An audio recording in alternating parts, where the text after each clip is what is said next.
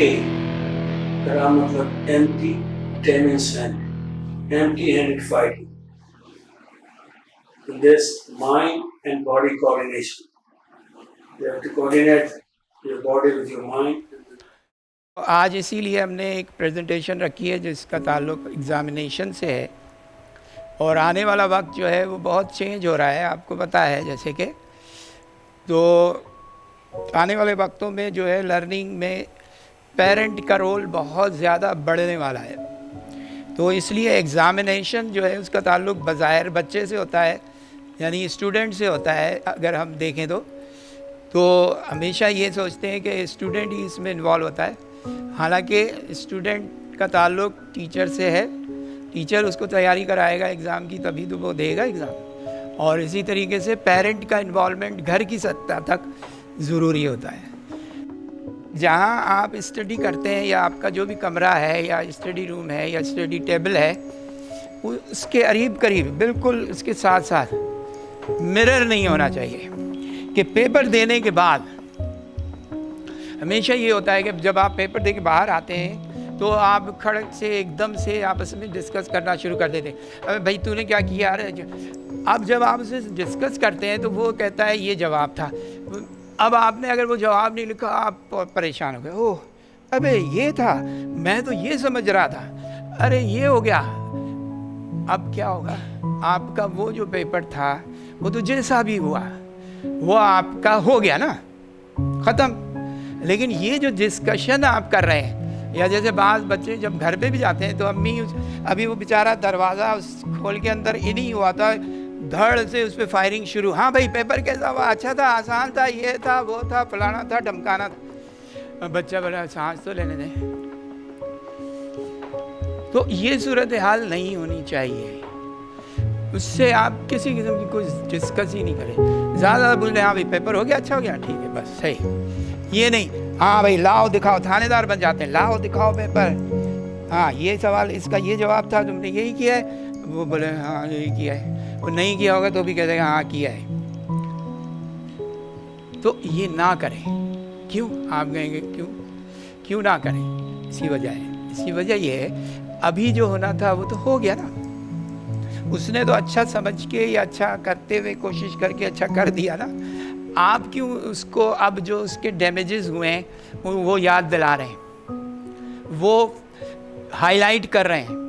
वो नहीं करने चाहिए आपको, इसलिए कि अब उसके बाद भी पेपर देने उसे। लिहाजा जब दोबारा अगले पेपरों के लिए वो बैठेगा ना, उसके जहन में वो चीज़ें चलना शुरू हो जाएंगी, वो फिल्में चलना शुरू होगी। कौन सी फिल्में? भाई माल ने मुझसे पूछा कि ये तो इसका जवाब ये था। अब आप आके घर पे भी वेरीफाई कर रहे हैं, ये कर रहे हैं, कॉपियाँ तो भाई हो गया ना, उसको तो छोड़ देना उस कॉपियों को। बजाय इसके कि अगले पेपर की आप तैयारी करते, आप उसी कॉपियों में घुसे हुए पिछले में जो दे चुके, जो अब कुछ नहीं हो सकता।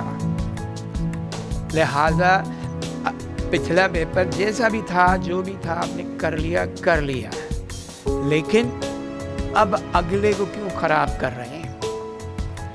इसलिए ये डिस्कशन नहीं करनी चाहिए।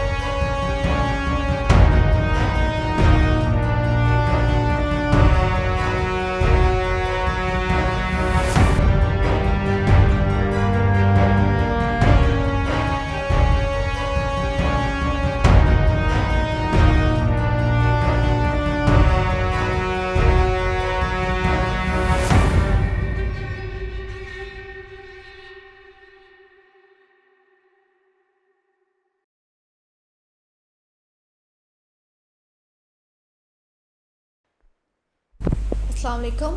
मुझे एक आपकी प्रेजेंटेशन या जो आपका लेक्चर था उसमें एक कमेंट या एक बात ऐड करनी है। ये सब पेरेंट्स के लिए है, टीचर्स के लिए है और स्टूडेंट्स के लिए भी है कि वो इस चीज़ को अंडरस्टैंड करें कि what's the difference between eustress and dish stress.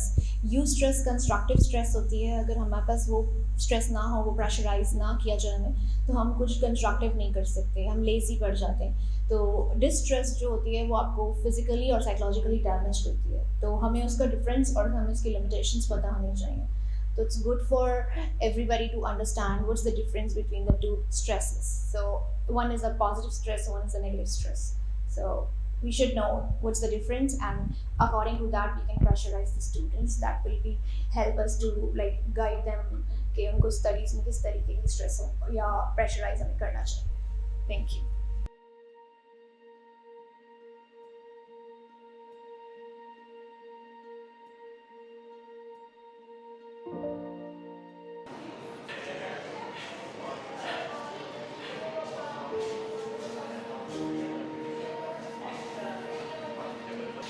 Three, 4, 5, 6, 7, 8, come on, 9, chest up, 10, 11, 12, stop. वालेकुम सलाम। कैसा चल रहा है भाई? सर ज़बरदस्त चल रहा है, इंशाल्लाह जल्दी कवर करेंगे। माशाल्लाह, कीप इट अप।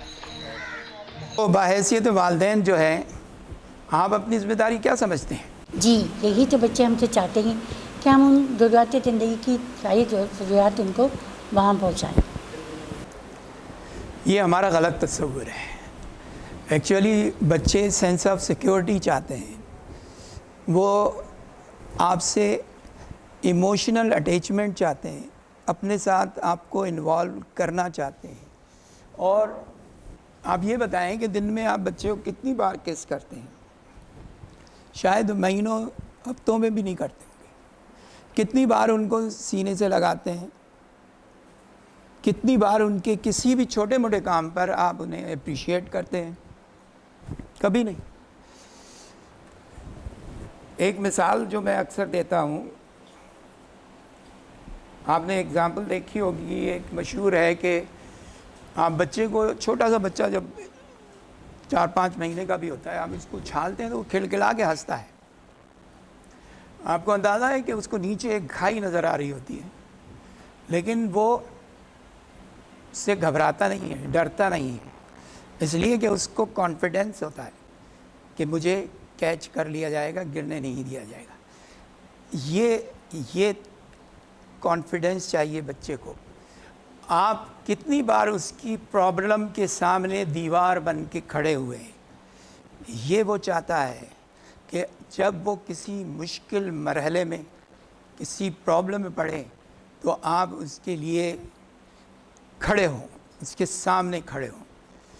इसके अलावा मैंने तो यहाँ तक भी देखा है कि बहुत से बच्चे जब बहुत अच्छे नंबर लेकर पास होते हैं, तो पेरेंट बजाय उनको अप्रिशिएट करने के बुरा सा मुंह बनाकर कहते हैं कि थोड़ी सी और मेहनत कर लेते तो टॉप कर लेते। मैं तो ये कहता हूँ कि बच्चा अगर फेल भी हो जाए तो उसे गले से लगाएं, उसे थपथपाएं, उसे शाबाशी दें कि कोई बात नहीं बेटा, एक दफ़ा हो गया ना, आइंदा सही। एक दफ़ा आप ऐसा करके तो देखें, नेक्स्ट टाइम वो आपको चौंका देगा। आप हैरान हो जाएंगे उसके नताइज से। अब आप मुझे ये बताएं कि आप दिन में बच्चे को कितना टाइम देती हैं? जी, बहुत देती हूँ। कैसे?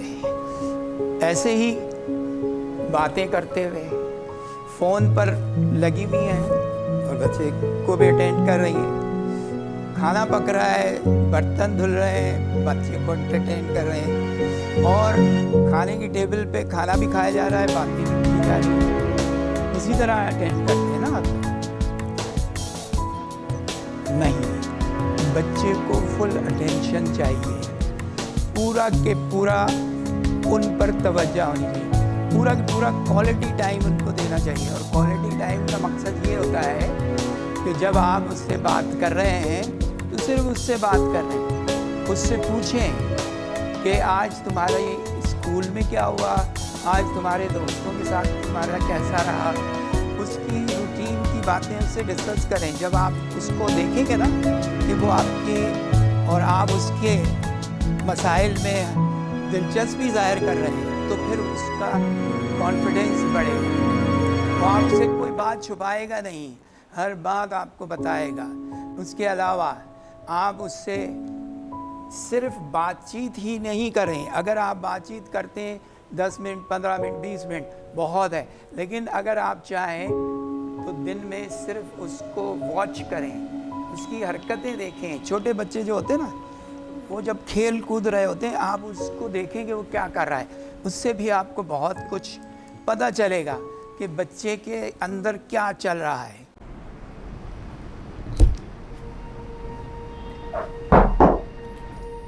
सर, मिस्टर अरीब की अपॉइंटमेंट हो गई है और इनकी पोस्टिंग हमारी ही आरडी में हुई है। गुड। जी अरीब, क्या इरादे हैं? सर, इन गद्दारों का पता लगाना चाहता हूँ जो हमारी नौजवान नस्ल को खोखला करते जा रहे हैं। तो आपने इनके लिए लफ्ज़ गद्दार क्यों इस्तेमाल किया? सर, ये हमारे मुस्तकबिल के मेहमानों को कमज़ोर करते जा रहे हैं। वो वतन के वफादार तो नहीं हो सकते, ये बस पैसों के पुजारी ही तो हैं। बिल्कुल सही कहा। Usman, yes sir. अब ये आपके साथ हैं, आपकी टीम का हिस्सा है, और जो मिशन पे आप लगे हुए हैं पोस्ट में, अब आपको एक बाजू मिल गया है। आप उसको अपने साथ रखें और इसको जल्द अपने स्टेशन पर। Right sir. जीते रहिए।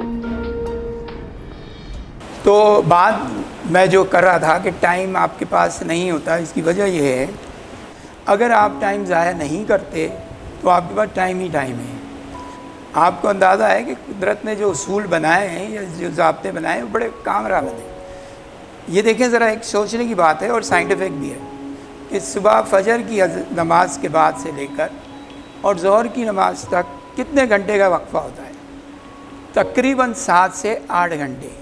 और हमारा रूटीन टाइम जो है वो भी 7-8 घंटे का है, ऑफिस टाइम भी 7-8 घंटे के होते हैं। असल टाइम वही होता है। ये तो उसकी एक साइंटिफिक रीज़न इस लिहाज से भी है कि सूरज के चढ़ने का टाइम भी वही है। तो सूरज जिस वक्त चढ़ रहा होता है उस वक्त एनर्जी का लेवल भी चढ़ रहा होता है, तो आप एनर्जेटिक होकर काम करते हैं और वो काम आपका बड़ा ही अच्छे अंदाज से परफॉर्म होता है। उसके बाद वैसे चीज़ें, जैसे सूरज डाउन होना शुरू हो जाता है ज़ोहर के बाद, आपकी एनर्जी का लेवल भी साइंटिफिकली डाउन होने लगता है। आज भी दुनिया में बहुत सारे तरक्की याफ्ता मुल्कों में भी लोग इसी रूटीन के साथ काम करते हैं, तो उनके पास टाइम ही टाइम माँ माँ माँ माँ माँ माँ खुदा गारत कर दे इनको। क्या हालत कर दी है तेरी। कितना समझाती थी, छोड़ दे इनकी दोस्ती को।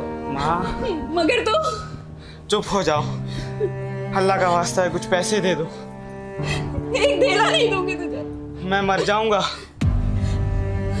मरता है तो मर, अल्लाह का वास्ता है माँ। मगर तुझे इस तरह क्या गलती की थी मेरे अल्लाह। मेरे बच्चे को बचा लिया।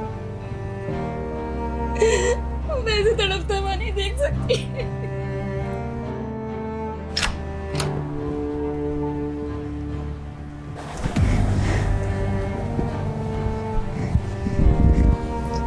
जी क्या हाल बना के रखा है अपना? बाजी, अब चुप हो जाओ, तुम भी लेक्चर देना मत शुरू कर देना, कुछ पैसे दे दो। पैसे? क्यों? क्या करोगे तुम पैसों का? खबरदार जो तूने एक पैसा भी दिया इसे। अम्मी प्लीज, मैं बात कर रही हूँ ना, मुझे करने दे। क्या करोगे तुम पैसों का? मुझे कुछ देना है। क्या लेना है? बोलो।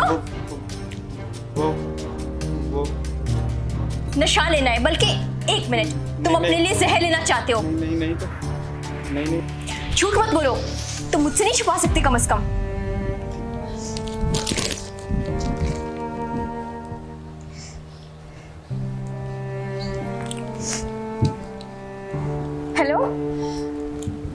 साहब जी गाड़ी भेजते हैं। हाँ हाँ मेरे ही घर पे एक पेशेंट को ले जाना है। ओके।